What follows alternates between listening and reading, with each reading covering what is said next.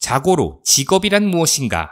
작게 보면 소득을 위해 종사하는 직업 코드가 부여된 것들로 정의될 수 있으며 광의적 의미로는 일상에서 대부분을 차지하고 있는 활동 전반을 의미한다.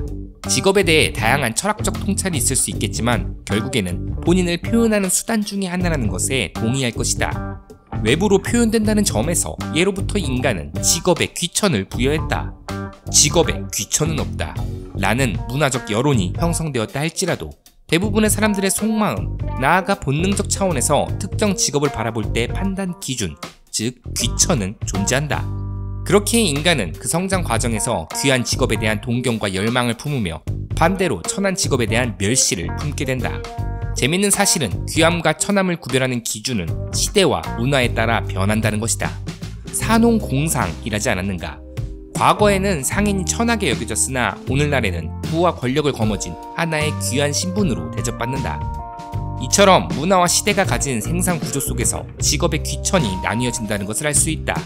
하지만 시대와 문화가 변한다 할지라도 동서고금을 막론하고 항상 천하게 여겨지는 직업이 있었으니 그것은 바로 이게 이 단어를 뱉는 것 자체가 문제가 될 소지가 있기에 이하 창문으로 표현하겠다. 창문과 그 직업 모두 활짝 열린다는 점에서 공통점이 있을 아무튼 알고리즘조차 천하게 여기는 이 직업은 현재 대한민국에선 법으로 금지되었다. 하지만 개인적으로 나는 위헌 소지가 있는 법률이라고 생각한다. 법률이 위헌인지 살펴보기 위해선 법률로서 보호하고자 하는 이익, 즉 보호법익이 무엇인지 살펴보아야 한다. 이 법률은 크게 두 가지 측면과 결부되어 있다. 건전한 성도덕과 성풍속의 측면, 또 하나는 성적 자기결정권이다. 인스타 돋보기를 눌렀을 때 나오는 꼬라지들을 바라보자. 우유를 흘리며 마신다든지 혓바닥을 내밀고 해롱해롱한 표정을 지으며 춤을 춘다든지 이게 건전한 성풍속으로 보여지는가? 이미 대한민국의 성풍속은 건전하지 못하다. 다르게 말해보자면 문화나 인식 등의 변화로 대한민국의 성풍속은 과거와 같지 않다. 따라서 합법화된다고 하더라도 침해되는 성풍속이라는 사회적 이익은 미미하다. 현재 대한민국에서 간통죄와 혼인빙자 간음죄는 폐지되었다. 해당 행위를 처벌함으로써 달성할 수 있는 성풍속이라는 공공의 이익과 침해되는 성적 자기결정권이라는 개인의 이익을 비교했을 때 침해되는 개인의 기본권이 더 크기 때문에 폐지된 것이다. 창문을 사고 파는 행위 역시 간통죄와 같은 맥락이다.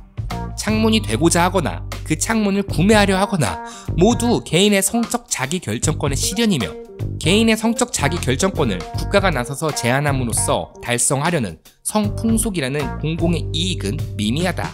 따라서 나의 개인적 결론은 이 법률의 실효성은 없다라고 판단한다. 동서고금을 막론하고 창문에 대한 인간의 멸시는 항상 존재했다. 이를 바탕으로 생각해보면 창문을 내버려 두었을 때 사회가 그 행위를 장려하기보단 자연스럽게 멸시하지 않을까? 간통죄가 폐지된 오늘날 주변을 둘러보아도 그 누가 간통을 장려하는가? 도덕적으로 옳지 못한 행위로 간주되어 사회적 비난을 받는다. 따라서 창문을 판매하거나 구매하는 행위 역시 국가가 나서서 형벌로 제한하기보단 내버려 두는 것이 맞지 않을까? 솔직히 누군가에겐 창문이 필요할 때도 있다.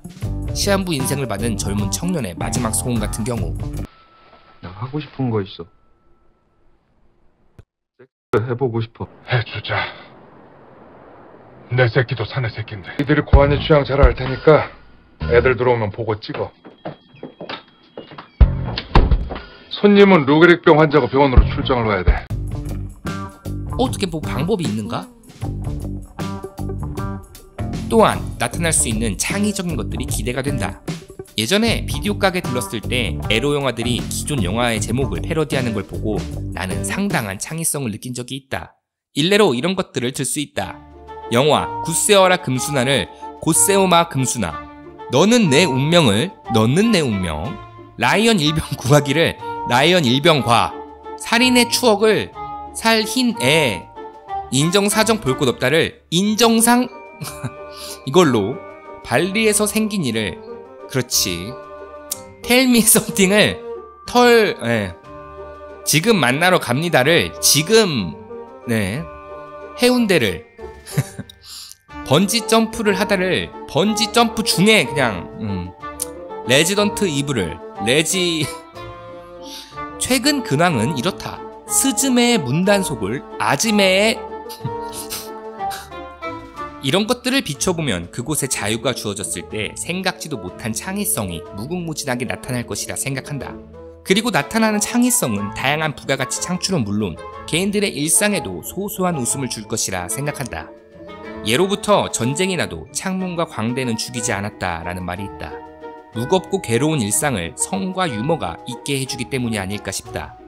그렇다면 성 역시 유머만큼이나 인간의 삶에 활력을 불어넣는 필수 요소가 아닐까? 그렇다면 이를 처벌하기보단 올바른 방향으로 이용할 수 있도록 양지로 끌어올려 방향성을 제시해주는 것이 맞지 않을까?